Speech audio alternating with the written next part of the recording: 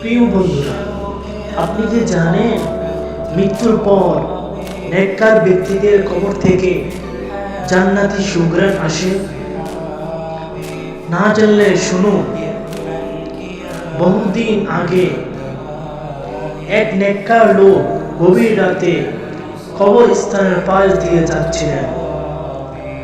হঠাৎ একটি কবর থেকে অদ্ভুত সুন্দর সুঘ্রাণ ভেসে এলো। তিনি থমকে দাঁড়িয়ে মনে মনে ভাবলেন, এখানে কে শুয়ে আছে?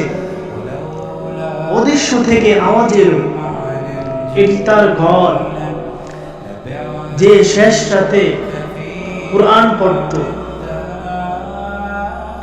পরদিন তিনি খোঁজ নিয়ে জানলেন, গতকালেই এই হাফেজকে সেখানে দাফন করা হয়েছে।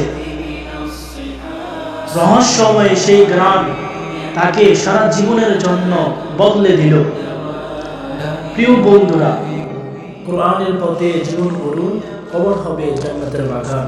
আল্লাহ আমাদের সবাইকে নেক আমল করার তৌফিক দান করুন, আমিন। এমন রহস্যময় ইসলামিক গল্প পেতে চ্যানেলটি সাবস্ক্রাইব করুন এখনই।